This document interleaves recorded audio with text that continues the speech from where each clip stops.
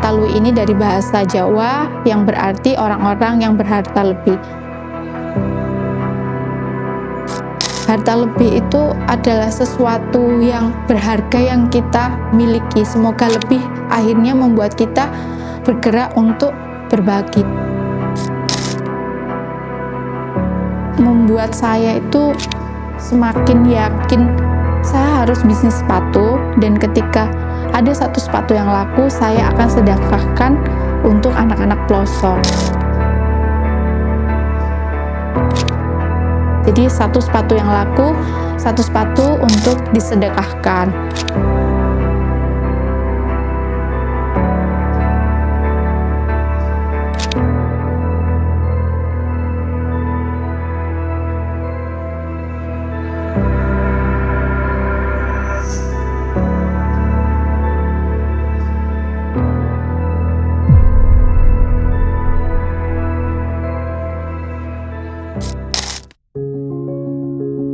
Assalamualaikum warahmatullahi wabarakatuh. Saya April, founder dari Artalui. Saya tinggal di Malang sudah 19 tahun. Aktivitas sehari-hari saya selain antar jemput anak sekolah, saya juga menulis gitu, copywriter. Saya mulai usaha sepatu tahun 2012. Jadi berawal dari teman yang butuh sepatu untuk PKL, waktu itu mengajar gitu ya. Jadi ada dua teman, yang satu itu jadi menurut dia kakinya kecil tapi gemuk gitu. Yang satunya lagi kakinya lurus panjang. Jadi kedua teman saya ini susah untuk menemukan sepatu yang pas dan nyaman gitu. Dari situ saya membantu teman-teman untuk ayo custom sepatu. Pasti ada dong orang yang bikin sepatu seperti bikin baju gitu, jadi diukur. Nah dari situ saya muter-muter kota Malang gitu ya, sampai masuk gang, dan bertemulah sama tukang sepatu waktu itu. Dan ternyata beliau bisa membuat sepatu yang sesuai dengan ukuran kaki dan bentuk kaki gitu. Jadi bagaimana sepatu itu tetap cantik tapi juga pas dan nyaman gitu. Nah dari situ akhirnya teman-temannya yang lain itu ikutan, ayo dong ikut juga bikin supaya aku bisa mengajar dengan nyaman, karena mengajar ini seharian. Dari situ karena banyak yang pesan, terus gimana ya kalau saya buat ini sebagai pemasukan gitu. Dari situ alhamdulillah berjalan gitu ya. Jadi banyak yang pesan dari teman-teman. Dan waktu itu saya bikinnya sepatu apa aja, jadi sesuai permintaan aja dulu gitu. Nah seiring berjalannya waktu, akhirnya saya belajar di sepatu kulit. Nah dari situ tahun 2015 saya memulai bisnis sepatu kulit. Jadi usaha sepatu ini sebenarnya naik turun ya, karena waktu itu kan motivasi saya adalah peluang. Oh duitnya segini nih, saya bisa untuk biaya kuliah seperti itu. Nah ternyata ada momen yang mengingatkan saya. Jadi waktu SMP saya pernah dibully gitu.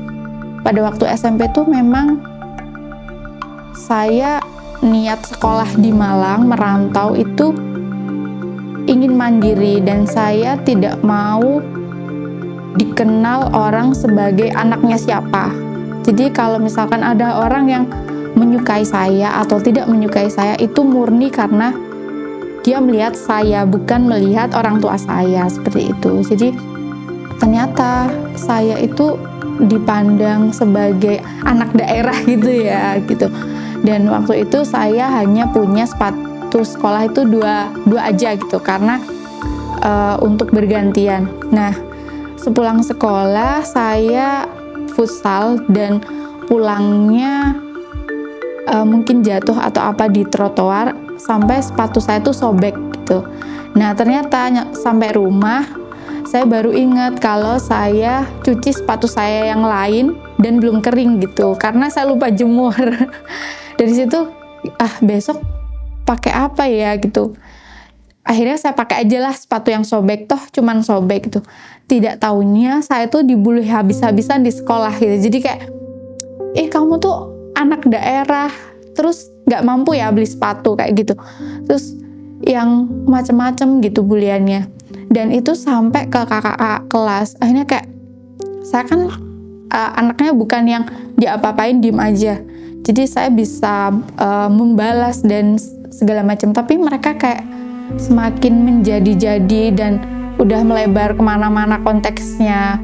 Dan sampai yang main fisik gitu. Akhirnya, ternyata kalau cuman punya 2 sepatu itu nggak bisa gitu.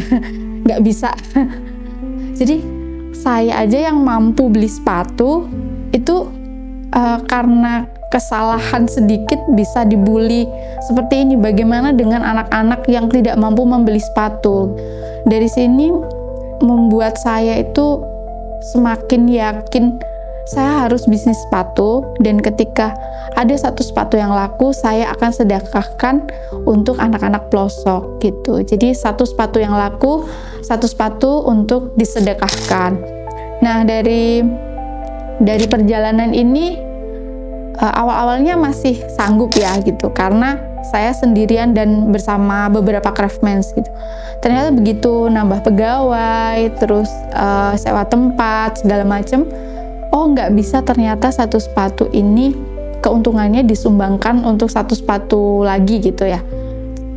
Wah, kalau mau satu sepatu laku dan satu sepatu disumbangkan, saya harus menjual lebih tinggi lagi gitu. Dari situ bisa dibenahi bagaimana sih membuat sepatu yang benar-benar bagus untuk kelas menengah ke atas, yang kamu tidak melulu memikirkan profit, tapi kamu memikirkan ini untuk sedekah gitu. Artalui ini sebenarnya nama yang baru kami cetuskan di 2020 gitu ya, karena sebelumnya namanya sudah didaftarkan oleh orang Itali. Jadi kami akhirnya membuat nama baru, Artalui. Artalui ini berarti orang-orang yang berharta lebih gitu. Jadi Artalui ini dari bahasa Jawa yang berarti orang-orang yang berharta lebih. Harapannya ini adalah doa untuk semua yang terkait dengan Artalui, the founder, kemudian tukang-tukang, kemudian supplier, customer, lalu anak-anak yang kita bantu. Harapannya adalah ini menjadi doa gitu. Harta lebih itu apa sih? Apakah uangnya banyak? Bukan, tapi harta lebih itu adalah sesuatu yang berharga yang kita miliki. Semoga lebih akhirnya membuat kita bergerak untuk berbagi seperti itu. Jadi customer Artalui ini kebanyakan memang dari kelas menengah atas ya, bahkan mungkin mereka dari kelas atas gitu ya, yang mereka akan sering ke luar negeri seperti itu. Kemudian mereka adalah orang-orang yang hobi touring dan traveling gitu. Mereka kebanyakan tinggal di kota-kota besar di Indonesia. Artalui ini sebenarnya customernya nggak banyak, tapi mereka adalah orang-orang yang repeat ordernya tinggi. Jadi di Artalui itu paling tidak customernya 1 tahun repeat 2 kali minimal. Ada yang sampai 12 kali gitu. Jadi sekali mereka mau pergi touring atau traveling itu biasanya akan pesan 2 atau 3 sepatu. Kemudian nanti 1 tahun kan mereka pergi beberapa kali. Jadi dari situlah repeat ordernya. Kemudian karena mereka juga punya komunitas ya, jadi dari 1 orang ini akan merekomendasikan ke teman-temannya yang lain seperti itu. Jadi kami fokus di sepatu boot berbahan kulit gitu. karena sepatu boot ini kan macam-macam ya, dari ankle boot, calf boot, gladiator, long boot seperti itu. Jadi kebutuhannya juga untuk touring, berkuda kan macam-macam. Sepatunya berkisar dari harga 800.000 sampai dengan 2,5 juta. Penentuan harganya kenapa dia bisa 800 atau bisa 2,5 juta dari desainnya. Jadi selain dari desain juga dari bahan. Jadi bahannya itu macam-macam. Mungkin ada yang benar-benar full kulit, itu jadi dia harganya bisa lebih mahal. Kemudian yang harganya sedikit lebih rendah itu biasanya sepatu-sepatu boot yang hanya semata kaki gitu. Kalau yang mahal itu biasanya yang di bawah lutut atau di atas lutut. Yang kami pajang saat ini memang sepatu-sepatu boot gitu ya. Jadi berawal dari saya memang suka sepatu boot, tapi saya menggali lagi apa sih kelebihan dari sepatu boot ini. Jadi sepatu boot ini ternyata dia bisa benar-benar melindungi kaki kita itu dari panas, dari basah gitu, dari benda-benda tajam. Terus yang paling penting lagi itu kalau misalkan kita jatuh gitu ya, terkilir, itu kalau misalkan kita pakai sepatu boot, dia ada yang menahan. Tapi kalau misalkan kita tidak pakai sepatu boot, jadi mata kaki kita itu lebih rentan untuk bengkak, kemudian memar, dan seperti itu. Nah, yang tidak kalah penting lagi, sepatu boot ini otomatis orang yang berniat jahat itu sudah takut duluan gitu ya. Karena saya sudah mengalami banyak hal ya ketika merantau ini. Jadi saya juga pernah ketemu dengan pencuri yang sampai mau dilempar ke jembatan gitu. Itu tuh di angkot, saya bisa menginjak dengan sepatu boot saya gitu. Jadi dari situ tuh kayak, oh ya, sepatu boot ini benar-benar sepatu yang aman gitu. Dan tapi bagaimana perempuan itu yang melihat sepatu boot itu adalah sepatu yang maskulin gitu, bagaimana ya mempercantik sepatu boot ini. Akhirnya dari situ kami bisa belajar ini sepatu boot yang untuk sehari-hari, ini untuk sepatu boot yang untuk winter, ini sepatu boot untuk mendaki, ini sepatu boot yang hanya untuk fashion tapi bisa melindungi kaki kamu gitu. Dan kalau satu sepatu kulit itu biasanya 10-15 tahun bahannya. Jadi ada juga mungkin sepatu-sepatu kulit itu yang sampai 20 tahun ke atas ya, karena tergantung lagi perawatannya dan pemakaiannya. Nah, kalau di Artalui ini biasanya untuk sepatu-sepatu yang reguler itu outsole-nya tahan 3 tahun. Nanti kalau 3 tahun itu sudah tipis biasanya seperti itu. Dengan catatan itu dipakai hampir setiap hari.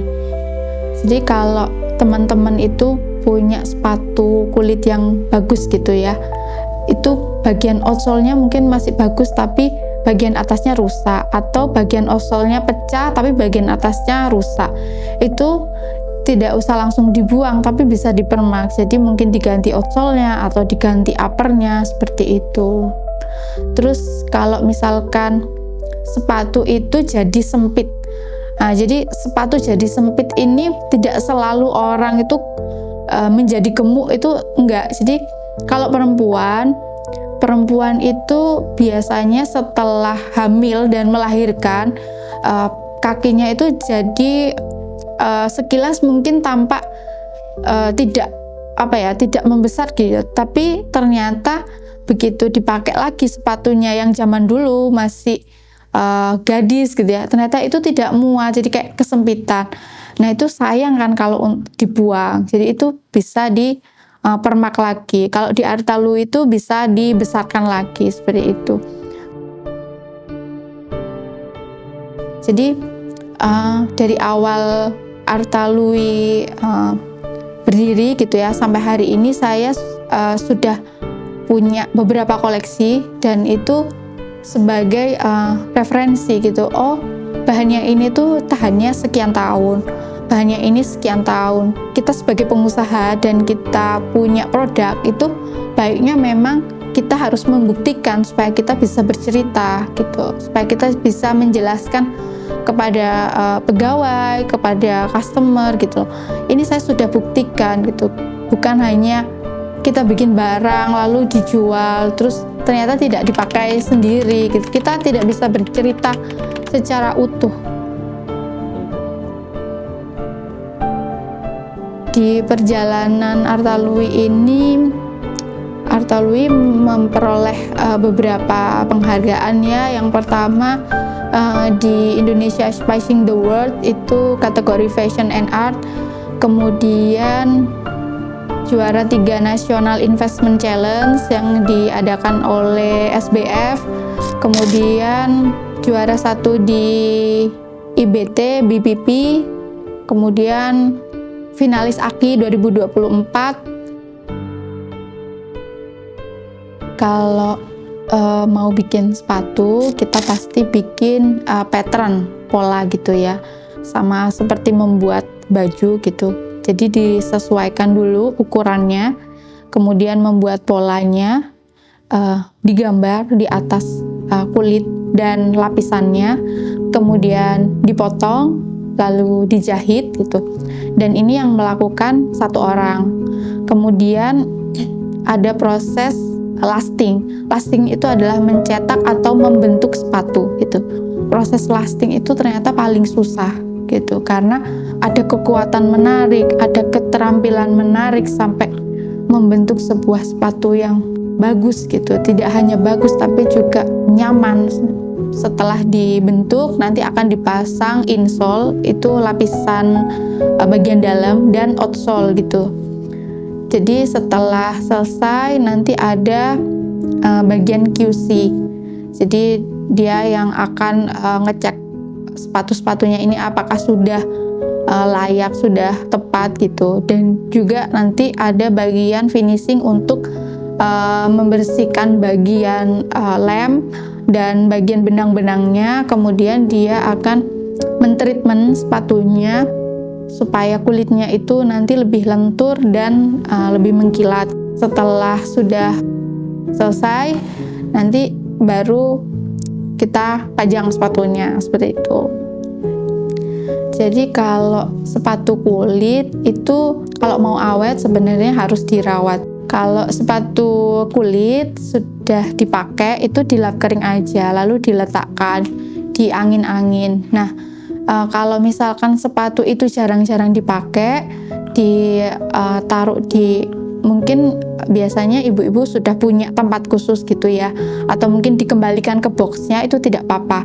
Tapi kalau sepatu kulit itu ditaruh di tempat lembab, bisa berjamur gitu. Jadi tapi tidak apa-apa, berjamur ini nanti bisa dibersihkan lagi gitu.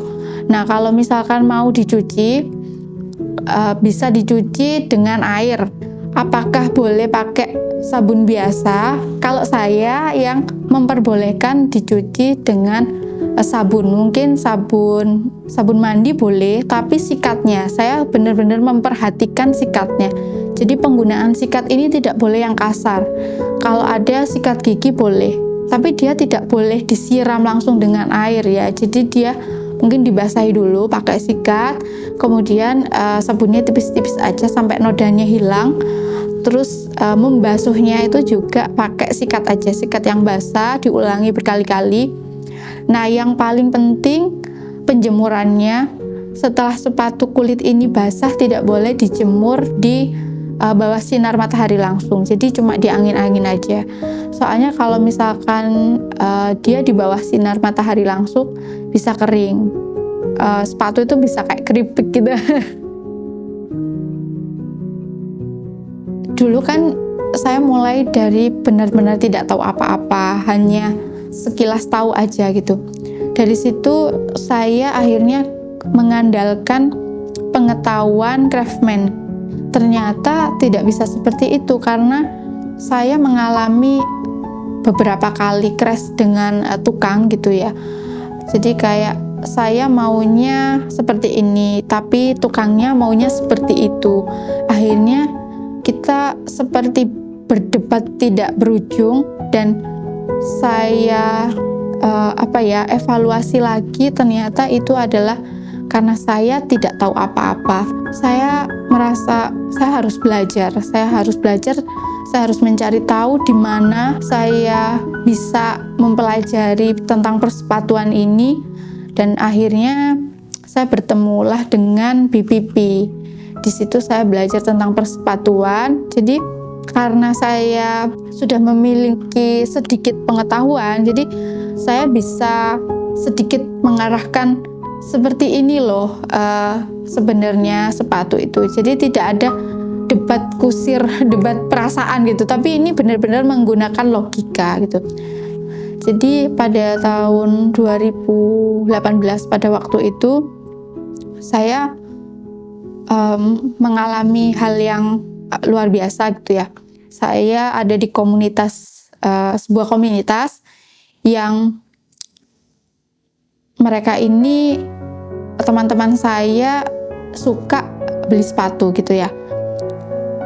Jadi kayak, Pril tolong bikinin ini ya, Pril tolong bikinin ini. Dari situ saya bikinkan. Jadi karena dengan teman gitu, ya udah saya kirim aja barangnya. Saya nggak apa-apa deh barangnya dikirim duluan karena mau cepat-cepat dipakai. Jadi beberapa invoice itu akhirnya numpuk sampai waktu itu sekitar 20 juta lebih di orang yang berbeda.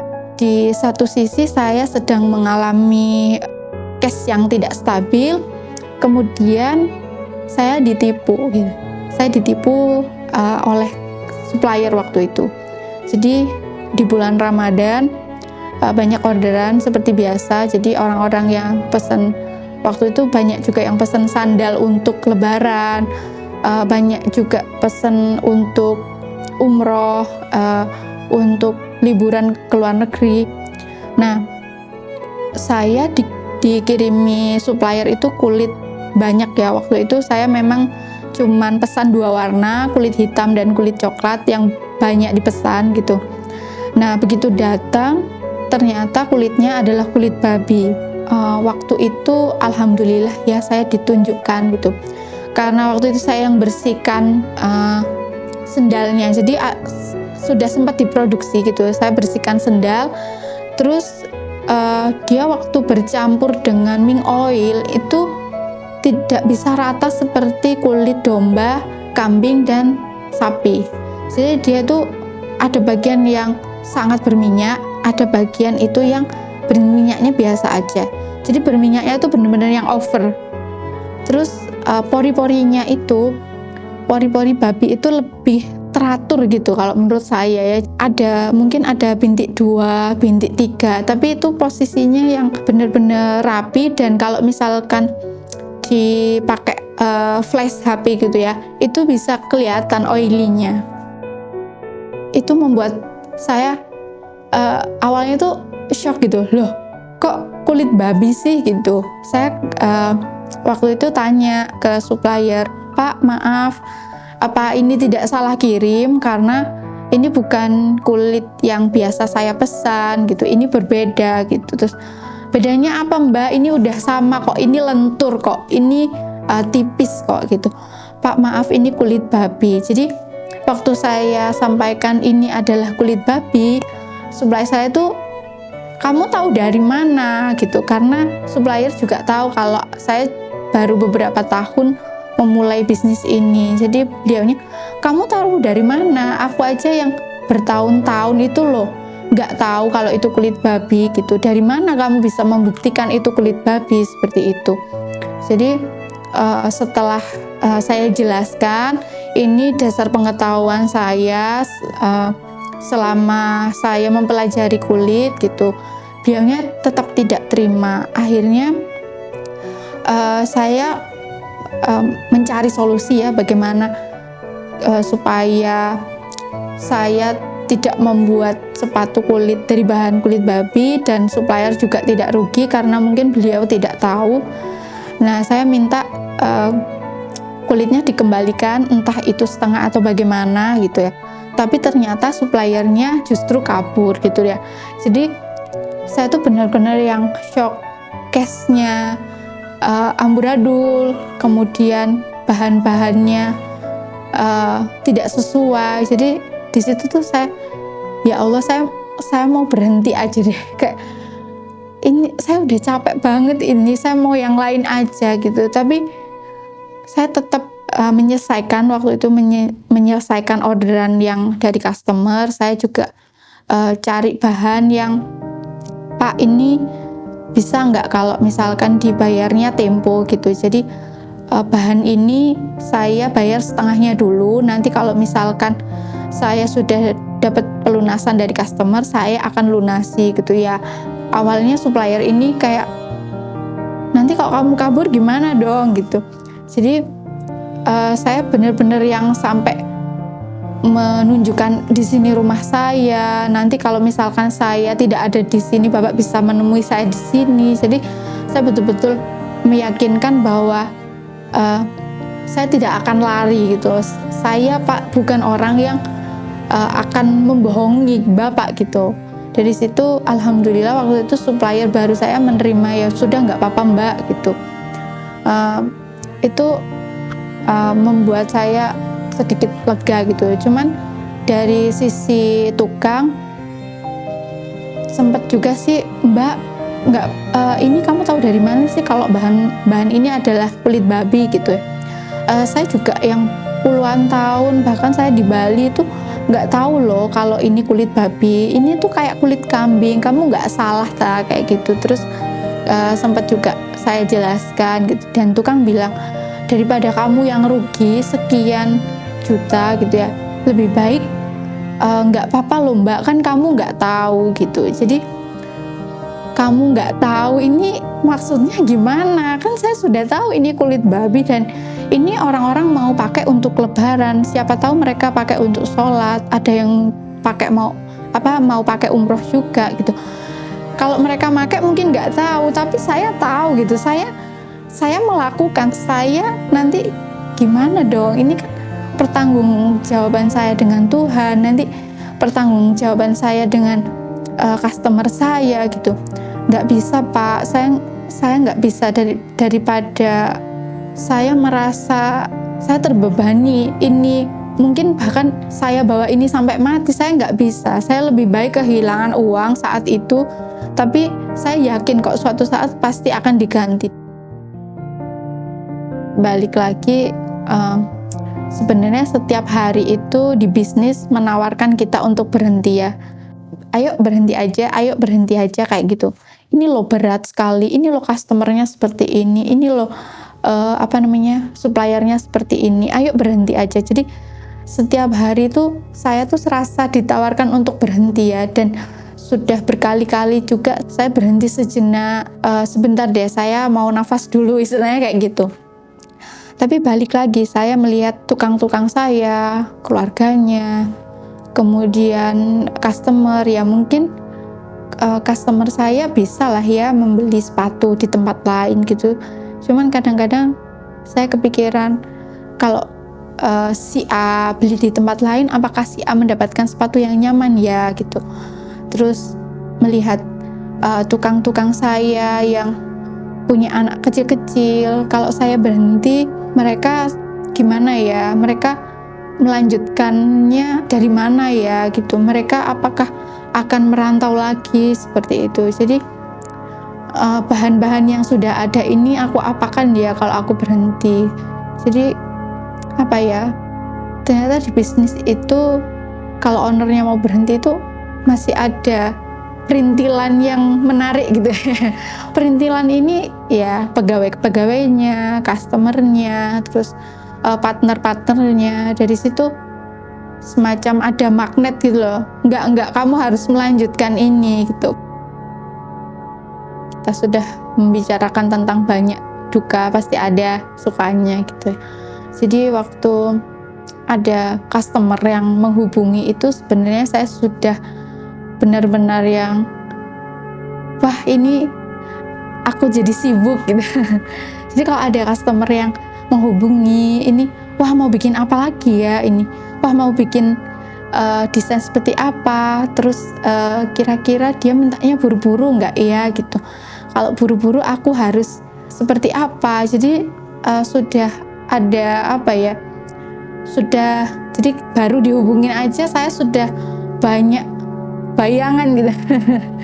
Dari situ saya seneng banget. Terus saya bisa kerja dengan tukang, terus mengobrol, nanti kita pasti ketemu kesulitan baru, kita punya solusi baru. Kemudian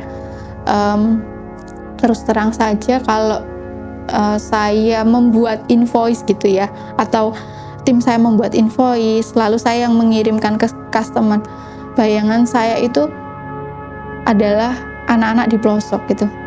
Jadi ketika saya melihat angka di invoice itu, Masya Allah, saya bisa berapa pasang sepatu lagi ini bulan ini gitu. Ayo semangat gitu.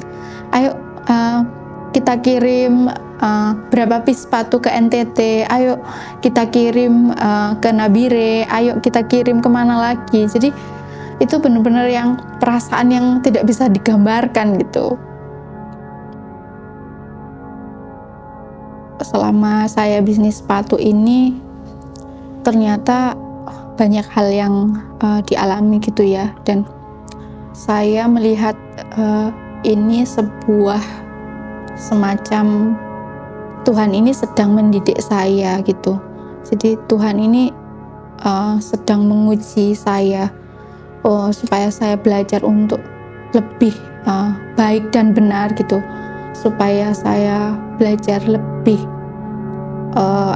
jujur lagi gitu. Karena saya melihat bisnis itu sebenarnya tentang jujur, halal haram gitu. Dan di bisnis sepatu ini saya merasa dapat semua gitu, prinsip-prinsip saya. Terus saya tuh merasa saya bisa, istilahnya gitu, istilah kerennya, saya bisa berdakwah tanpa mendakwai gitu, tanpa menggurui gitu ya. Jadi bagaimana saya sedikit mengajarkan tukang menjadi lebih jujur lagi gitu, lebih aware lagi gitu tentang hak-hak orang lain. Kemudian supplier saya juga, jadi saya merasa saya belum baik dan benar gitu.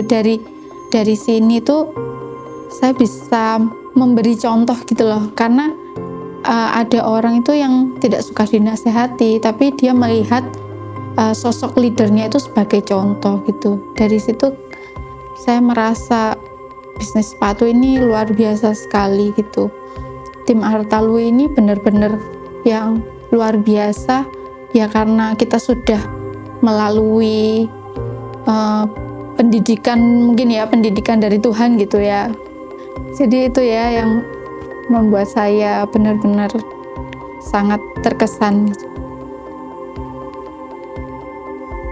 Kalau sepatu custom ini sebenarnya tukang-tukangnya sudah mulai punah ya, karena mereka rata-rata itu usianya sudah di atas 40 ya gitu.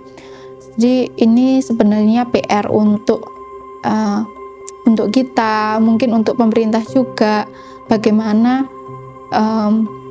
negara kita yang luar biasa ini dengan keahlian yang luar biasa ini bisa terus dilestarikan gitu ya, supaya brand-brand sepatu di Indonesia itu sustainable gitu. Kemudian kalau dari teman-teman pengusaha, saya sebenarnya itu sangat berharap teman-teman tidak melihat tidak melihat pengusaha sepatu yang lain itu sebagai kompetitor, tapi sebagai teman. Jadi mungkin ayolah dirangkul gitu.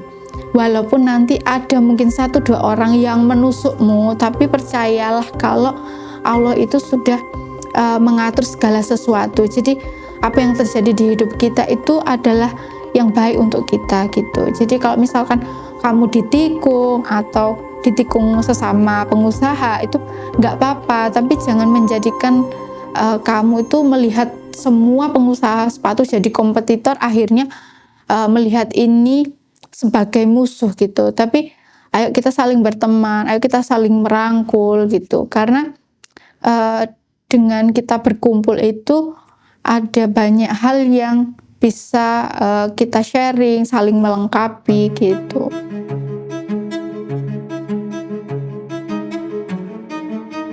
Rawatlah barang-barangmu dengan baik gitu. Jadi jangan pakai terus ya udah gitu. Jadi apapun yang kita punya itu rawatlah dengan baik gitu, sebagai bentuk kita bersyukur, berterima kasih sama Tuhan gitu. Jagalah baik-baik barangmu gitu.